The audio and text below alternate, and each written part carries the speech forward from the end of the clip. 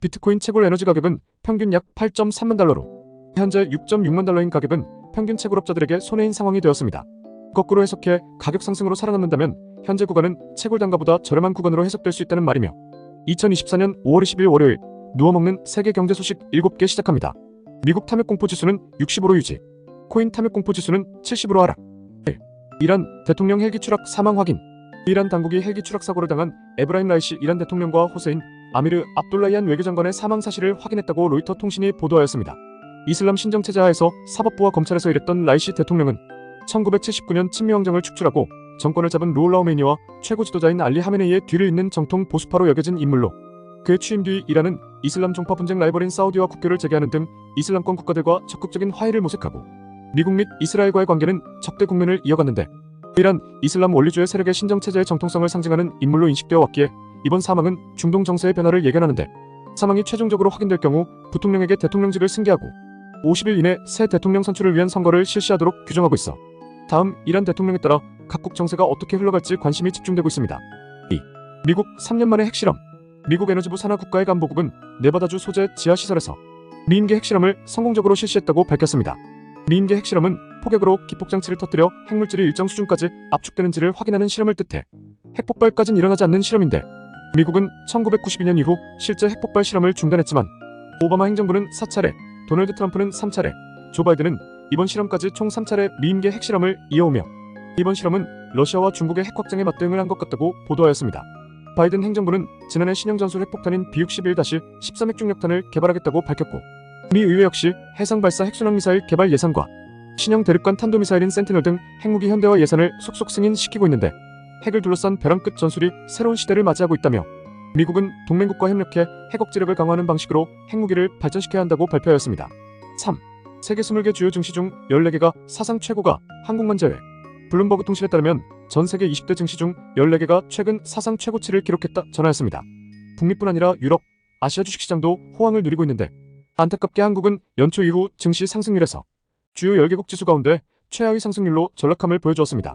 유럽은 먼저 금리 인하라였고 캐나다와 영국 등은 금, 구리 등 원자재 가격 급등으로 수혜를 입었으며 일본은 기업 지배구조 개선 및 효력 있는 밸류업 프로그램, 중국은 정부의 강력한 보조금과 실효성 있는 밸류업 프로그램의 혜택이 있었지만 세계적 AI의 흐름에서 서비스업, 원자재 등이 증시에 중요해지는 지금 한국은 제조업의 나라인데다 2차 전지는 주춤하고 반도체는 원탑이 아닌데다 정부의 의지혹은 밸류업 프로그램조차 내용이 없어 외면받고 있는 것은 현실이다라고 전하였습니다. 4. AI 열풍의 구리 ETF 수익률 고공행진. 연초만 해도 톤당 8,000달러대 수준이었던 구리 가격은 최근 1만 달러를 넘어서는 등 가파르게 상승하고 있다 전하였습니다.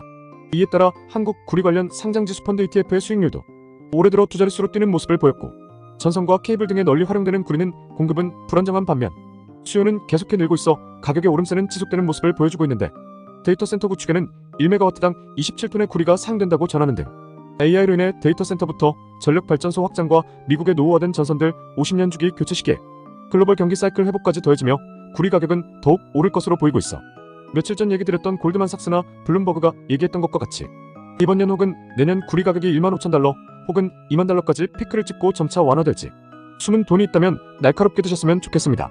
5. 우라늄 2040년까지 생산 부족 1년 새 70% 급등. 전력시설을 증축하는 데 필수적인 구리 알루미늄 등 산업용 금속 가격 급등세와 함께 인공지능 AI발 전력난으로 전 세계가 원전 부활에 시동을 걸면서 핵심 연료인 우라늄의 가격이 높은 수준을 이어가고 있다 전하였습니다.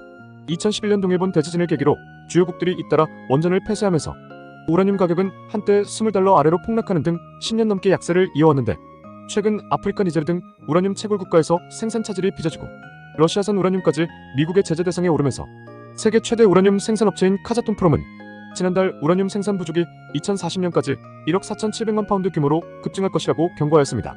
구리와 리튬, 우라늄 등은 광산이 발견되었다 해서 바로 채굴이 가능한 것이 아닌 몇 년이나 채산성까지 시간이 걸리는 원자재이기에 투자에 있어 수요에 비해 공급이 부족한 종목들은 항상 달콤하게 바라보셨으면 좋겠습니다. 6. 넥스트 차이나로 제목된 베트남 인도네시아, 중국 대체할까? 세계의 성장 엔진 역할을 하던 중국 경제가 코로나19 이후 급격히 위축되고 미중 경쟁 격화에 따라 글로벌 공급망이 재편되는 등 변수가 더해지며 수출로 먹고 사는 한국은 사활을 걸고 넥스트 차이나를 찾아내지 않으면 고립과 쇠퇴를 피할 수 없는 처지에 내몰린 것으로 분석되고 있습니다.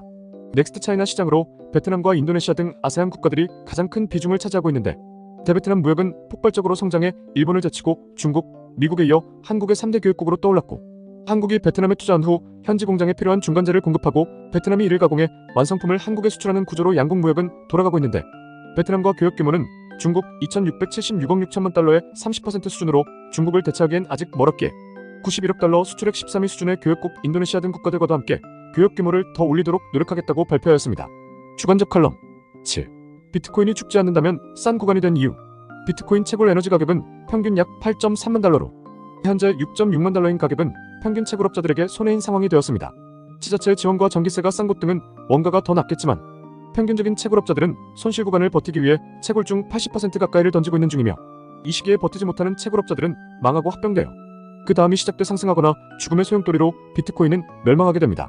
거꾸로 해석해 가격 상승으로 살아남는다면 현재 구간은 채굴 단가보다 저렴한 구간으로 해석될 수 있다는 말이며, 비트코인 가격은 전 고점인 21년과 비슷하지만 전기 소모량인 해시레이트는 4배 가까이 증가한 상황에서 원론적으로 현재는 비트코인이 죽거나 더 오르지 않으면 안 되는 상황을 직면했고, 보통 반감기 3개월 후쯤부터 안정세 이후 시작된다는 3분기부터 반응이 어떨지 원리를 이해하시며 지켜보셨으면 좋겠습니다. 오늘의 한 줄. 미국 투자 챔피언십 1980년대 3년 연속 우승자 데이비드 라이언은 금, 비만 치료제, 금융, 전기 관련 주식 비중을 올리라는 얘기를 하였습니다. 매일 누워먹는 경제 소식을 듣고 싶으시다면 구독, 좋아요 부탁드리겠습니다. 감사합니다.